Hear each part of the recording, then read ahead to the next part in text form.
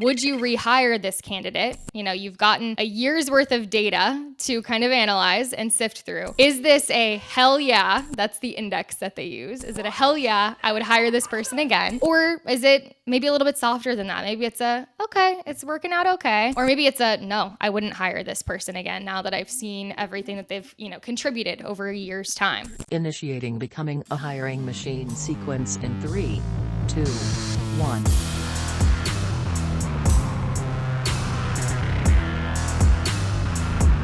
Hey everyone, it's Sam Keenly, and welcome back to Becoming a Hiring Machine. This is the show dedicated to fixing recruitment by going beyond saying what needs to change and instead teaches you how to make that change. Today we've got a great trending topics episode ahead of us, but before we get into that, I just want to tell you a little bit about the show. Essentially, we have shows within the show here. Some days we have interviews with industry thought leaders and others who are shaking up the space, while other days we cover things like trending topics. Stop by every Tuesday for a Tactical Tuesday episode where we go deep on how to do something that's going to help you drive better results in your day-to-day. Some days we open up for Q&A, and other days you get a mic drop episode from Matt where he shares something that he's been thinking about within the recruitment space and wants you to know. Now, as a reminder, if you love the content that we share here on the show, make sure that you subscribe for more. All right, today's trending topic. It is no secret that we're fans of 37signals here. And Lex and I also love to take things that those two share on social or on their podcast and go a level deeper on them, especially when it comes to the world of recruiting, as they have some very strong opinions in that realm. So today we've got a fun one that does stem from their Rework podcast, and we're going to break down their approaches to hiring, the metrics that they use to track success, and then we're going to add on some of our own thoughts. So all that and more with our beloved Trending Topics co-host, Lex. Welcome back. Hey, I am happy to be here. And like you said, love 37signals and all of the content that they produce, but especially their podcast.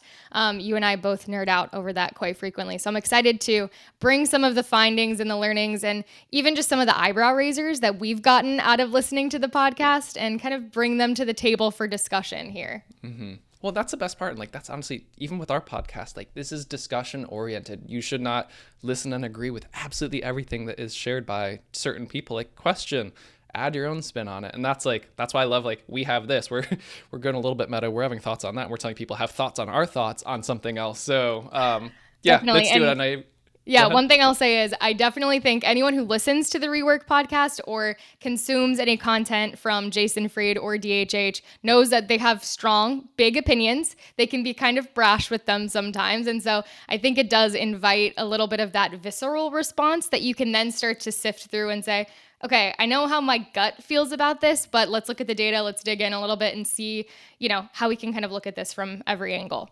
Mm-hmm. Yeah, especially they have not a unique business. They, with how it's structured and how they've set themselves up, they can make all those decisions. They're bootstrapped, they've been doing it for years. So they're where the buck stops at the end of the day. They don't have other people that they have to report to. So gives them a lot more freedom with some of those. So first point that we really liked. Tell me about it. Yes. Okay. So one concept that I love that the 37signals team has implemented is the idea of a 1-year review. That's not a novel concept at face value. It's pretty standard that you would have a new hire do a 90-day, 6-month, and maybe, a 1-year review. But the 1-year review at 37signals and all of their subsidiary companies is based around the question of, for the company, would you rehire this candidate? You've gotten a year's worth of data to kind of analyze and sift through. Is this a hell yeah? That's the index that they use. Is it a hell yeah, I would hire this person again? Or is it maybe a little bit softer than that? Maybe it's a, okay, it's working out okay. Or maybe it's a, no, I wouldn't hire this person again now that I've seen everything that they've, contributed over a year's time. And this also works on the flip side for the candidate. Is it a hell yeah that you're happy that you've joined this team? Do you feel like you're a contributor? Do you feel like your skills are being leveraged here? And if not, maybe this is a very good natural time for us to part ways if the answer isn't a resounding hell yeah on both sides. I think this is a really interesting way of evaluating success of a hire in terms of not just, is this okay, but rather that hell yeah index. And I think that that's kind of a rare way of thinking about this. Oftentimes, I think someone gets in the seat and it's just like, all right, as long as they're not totally failing, we're going to just keep doing what we're doing because it's so exhausting to go through the process of even thinking about hiring another person, firing someone, going through that whole thing. So I thought that this was interesting, and I really do like it. It's a little bit harsh and intense in some ways, but in others, I think it's a really powerful metric, and one that, yeah, I'm curious for your thoughts on. I like it. It's, as you say, it's definitely harsh on the far side, but one thing it does is it keeps out a lot of just the like complacency attitude. It's good enough. I don't want to hire more people or anything else. And it takes me back to years ago. I was at Dreamforce, and Tony Robbins was their speaker that year. And I forget the question that he asked in his very Tony Robbins-esque way. Like, the crowd was all stomping their feet, clapping, doing his thing that he does. But he was getting around to the point of how many people are disengaged at work. And it was some mind-boggling number. It was somewhere between 70 and 90%. I can't remember what it is. Tony, don't hate me for misquoting you. But that was the giant insight. He's just like, if you're not engaged, like, what are you doing? What do you expect from these people? Like, and to bring it back out of that, I mean, that's your business results. At the end of the day, if you have those types of people, it's like, they're like, it's good enough. But if you have a really high bar, if you have a strong culture, if there is something that you really want to achieve, fast growth, something else, I like this as almost a real talk chance for both parties to get on the same page and force this conversation. Because so often it's like two ships, going different directions. You never really get to say what you think. You don't get to say how you feel. And you're just hoping that you guys land on the same thing. Oh, you're getting a raise. Cool, great. Like, or, hey, unfortunately, you're not going to be getting that promotion this year. Perfect. I'm actually looking at other opportunities. It forces that. So it's a good opportunity to just have that real talk and say, like, is this right for you? Are you happy? Are we happy with what you're doing? Great. Let's keep doing more of it. Or if someone's off, find out what's going on. And then from there, like, what's the plan? Are you staying? Do we need to find a way for you to find what you're really interested in? And I think that further point about this is nice is you don't hear about people hating on 37 signals that leave where they find, like, honestly, I think that the company does a great job of managing them out, finding their next thing and supporting them on that, or it actually leads to like a phenomenal experience and their thoughts on that company versus being managed out and how sometimes people feel about that. Totally. And I think that is such a good point. 37 signals, they have a very strong culture. It's one that you can get a really good sense of from the outside even. And I think that as a protection of that culture, they're very stringent about, one, their hiring process in general, but then also maintaining that culture through, okay, if someone isn't a good culture fit, but they somehow slipped through the cracks during the hiring process, we're going to make sure that we correct that problem as soon as possible. And it's in the best interest of our team and also that employee, because with a very aggressive, forward-thinking culture, someone who just isn't a good fit is going to feel that. That's going to be something that drains on them. It's going to be something that has an impact. And so I think since it's so baked into the culture from the start, a conversation like this won't come as a surprise to someone. You don't get to a year and you're not blindsided by the fact that it's not a good fit. I think at a place that has a very strong, very defined culture, those differences and kind of that lack of a shared vibe, so to speak, becomes clear pretty quickly on. And a year's a long time. That's a decent sample size when it comes to data on both parties. And so I think that it sounds a little bit harsh, but when you really think about what a year can look like and all of the different things that both sides can discover during that time, it actually makes a lot of sense. And as long as this isn't a blindside conversation, I think it's probably one that, yeah, like you said, ends up leading to everyone feeling satisfied. Yeah. And they set expectations, whether, people just listen to their podcast before they get hired, they know this is going to come up, or I would imagine that they probably bring this up as part of the hiring process or the onboarding. You're going to have a review at the end of the first year. And this is something that so many places, especially on the organizational side, struggle with, is like, if you're finding someone isn't a good fit for cultural reasons or others, like, it's not easy for them to go about, like, how do we manage them out? You have to put them on a performance improvement plan. You have to have many documented conversations. Whereas if you set up something like this and you say, here are the, making up this number, 5 metrics that we're going to grade you on, and say, would we rehire you after your first year? And one of them is culture, something else.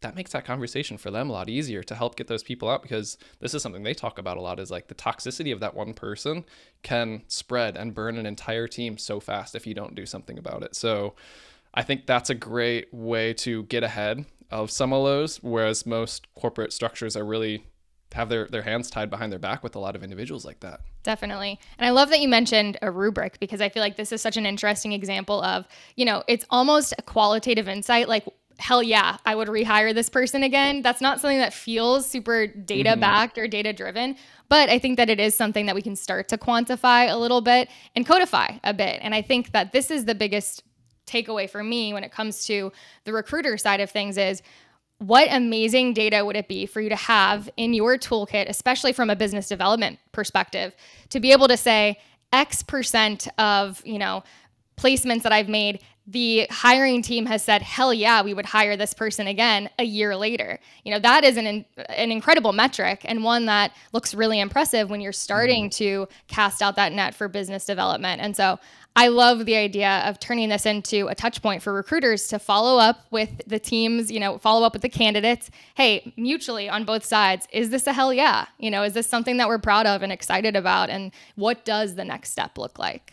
Yeah, the marketing part of me right now is just like, yeah, okay, go pitch 2 different BD emails. One is, on average, the organizations that I work with say that they would, rank the people that we place with them at 7.6 out of 10. Like, great, you just bored me to death with that email. Versus, on average, most of the hiring managers say, hell yeah, we would absolutely hire that person again. Like, which one are you going to go with in that instance? And how different is it and everything else? So, yeah, from that point of view, absolutely love how you're thinking about like bringing that over into the biz dev space, which, as we know, so many people are struggling with right now and trying to think about how they can differentiate and really get through their message through to grow.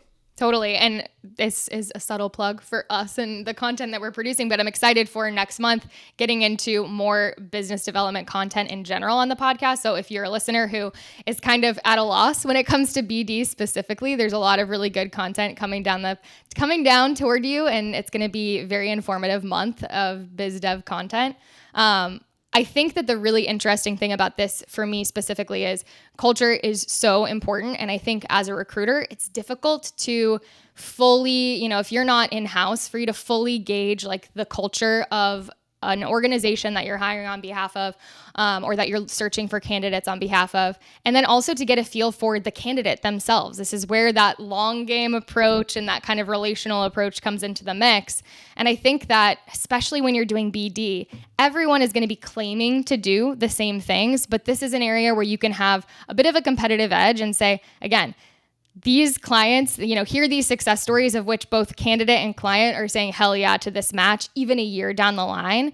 And I feel like that's such a strong differentiator. It's something that I would be excited to hear stories of. It's something that's really just insightful in a way that often I don't think we look at a year down the line. It's not just, hey, we made a placement and that's a success. It's like, okay, what is the long-term result here? What is the outcome that we're looking at down the line?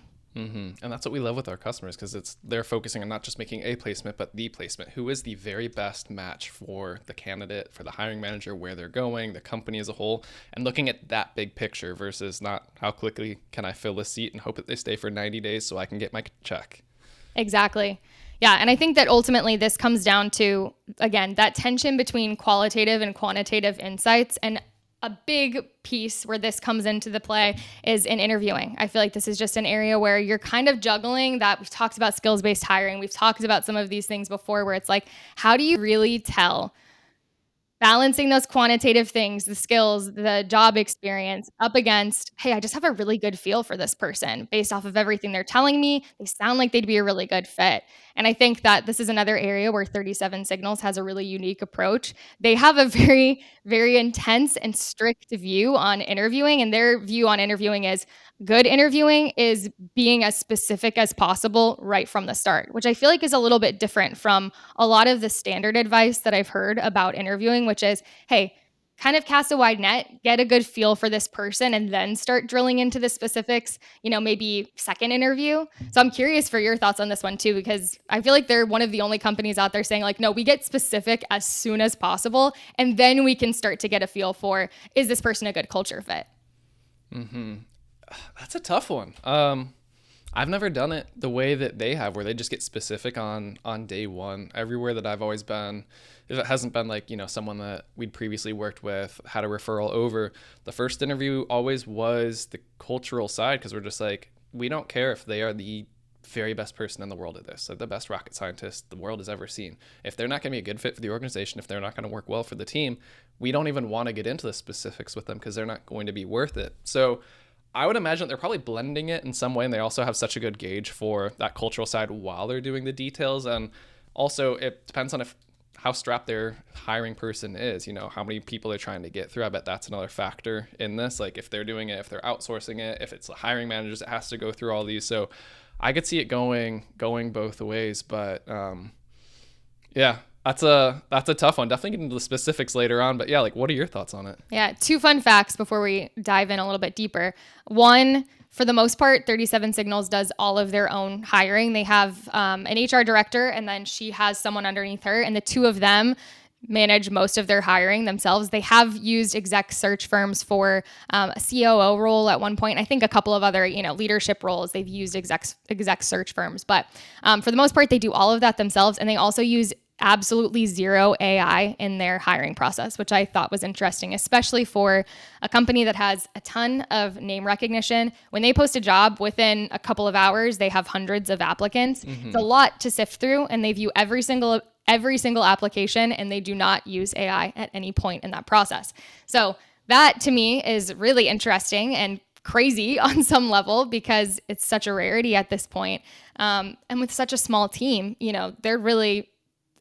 to make a hire is requiring quite a bit of time from each of those two employees who are fielding the initial applications. And then from there, obviously you start to filter in the rest of the hiring team that's going to be involved with making that decision. So that to me is a really interesting factor here is, okay, that initial conversation, those HR team members have to be very clued in on the specifics of this role, of this job, in order to be specific and very strategic in that early stage interviewing process. And so that I think is a bit of a difference from how you typically see these conversations go, where it's like, all right, I'm looking at your resume, I'm seeing your experience, let's have a chat, see if there's a good feel here. And then we'll get into those later stages where you're talking to actual people that you'll be working with, et cetera. And maybe we'll even do a work trial, maybe we'll do an assignment of some sort. And that's where we'll really get a feel for your skills. But that usually doesn't come in until maybe there's only 10 people out of, an initial 100 who applied or who you reached out to.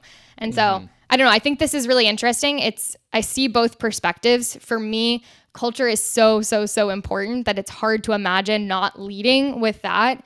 But I think that, like you said, when you have a strong and very defined culture, you have such an instinct about who is or isn't a match right from the jump that I think this is maybe a little bit more blended than they present it as. They're saying we use skills right from the jump, but I think it's probably a bit more of a blend.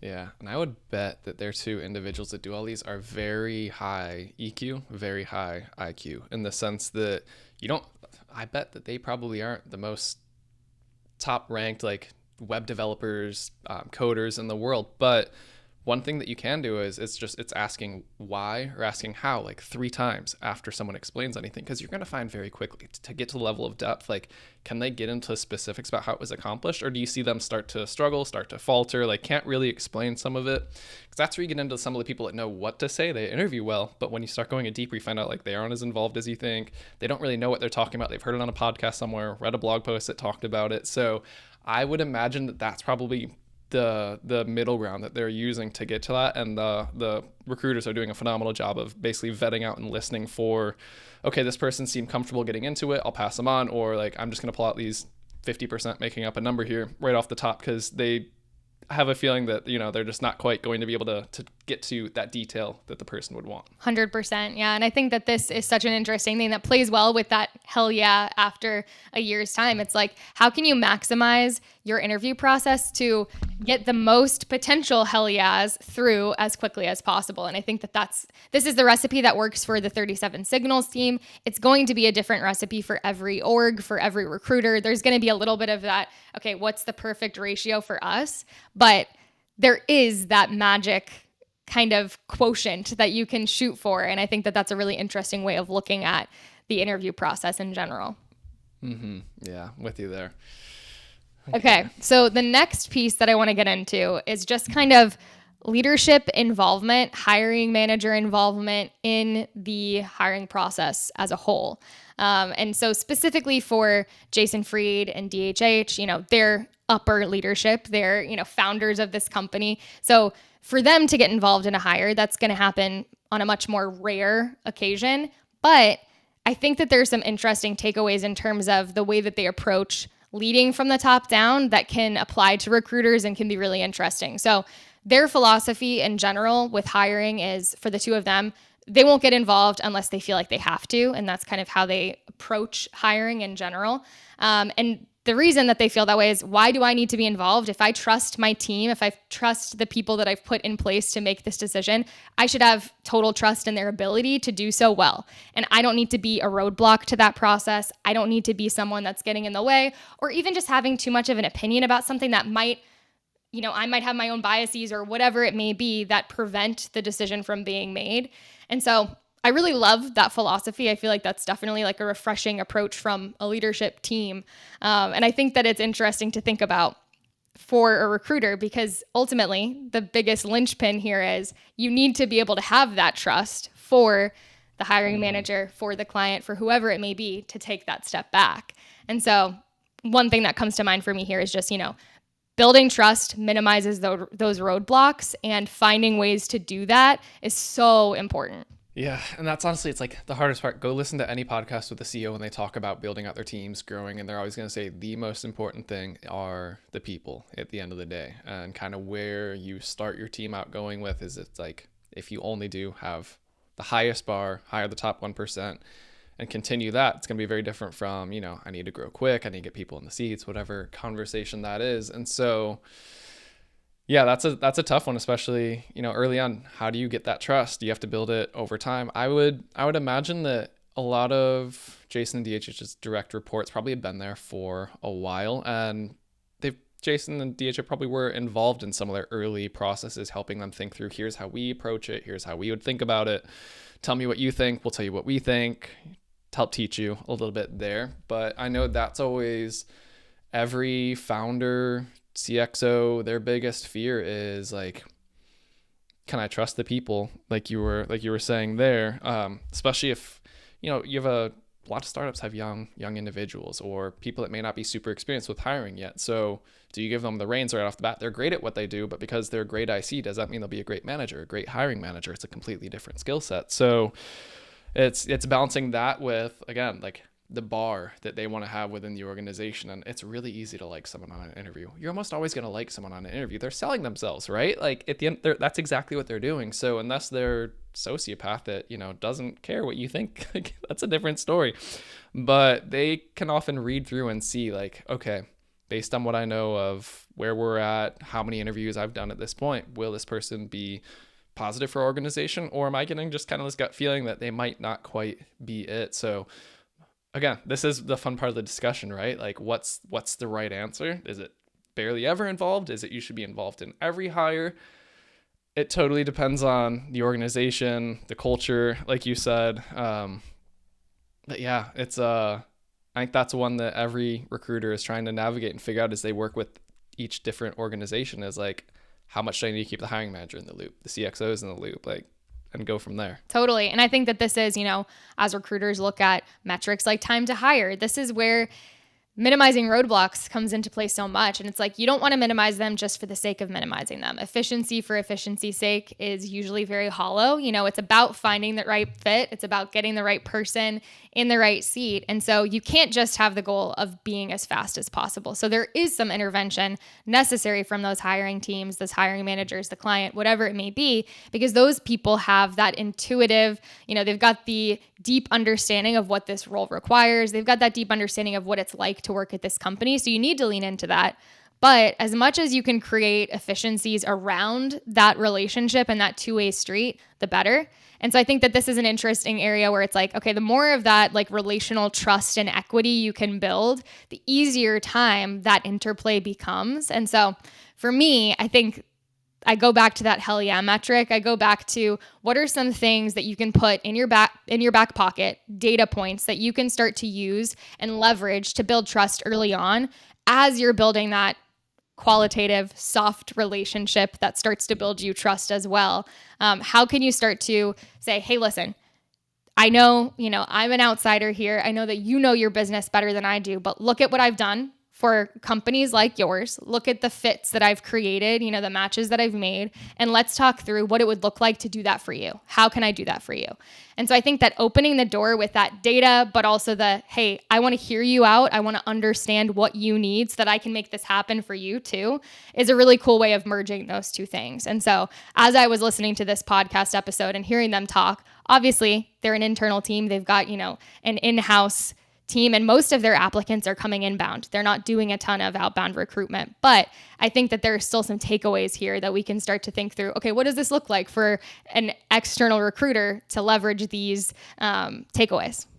Mm-hmm. Yeah, the thing that keeps coming to mind for me is just it's playing the long game with it, because it's a year later. Is it a hell yeah? And that's where you're gonna have to give it time. And you can even explain, to your point, the longevity of like how great these hires are. But yeah, if this is your first year in recruiting, you need to give yourself that time and the experience to play out with it. But that speaks to a lot of not just, I made a hire and the hiring manager after week 1 said they were great. Oh, they followed up. And after a year, I said, would you hire them? They're just like, hell yeah. So we always talk about the long game and everything. There's a reason for it. Definitely. Yeah, no, that's kind of our broken record statement, I think, on this podcast, and definitely on trending topics. But yeah, totally 100% agree with you. It definitely is about the long game. And it's also just about kind of being able to apply that approach to the unique situations that you're in, the unique hiring teams that you're working with, and being able to take something general that works in theory and really start to execute it in a very specific way in practice. And so I think that that's kind of the constant dance that recruiters have to do. And it's hard, but it's possible. So the final point from 37 Signals that I kind of want to touch on a little bit is one that we talked about before, which is kind of this debate between resumes and cover letters. But the 37 Signals team has a very harsh take on this, which is not surprising given a lot of their takes are very harsh. But at one point they say resumes are basically a pile of lies, which I think is just hilarious. It's, again, this is a very divisive topic. This is something that a lot of people have strong opinions on in one direction or another. A lot of people hate both resumes and cover letters and are like, can we find some other way, please? But for now, I think that, these are the tools that we have. It's a matter of figuring out the balance between the two of them. Each company is going to kind of weight one a little bit higher than the other. And I think that it really depends on the culture within that company. So 37 Signals, they're kind of out on resumes. They think that it's really easy to create a resume that's kind of giving a false representation of a candidate in general. It's a lot of fluff. It might not actually be as accurate as it's presented. I think that's funny because a lot of times people harp on cover letters for being fluff. So that's where this becomes a little bit of, it's open to interpretation.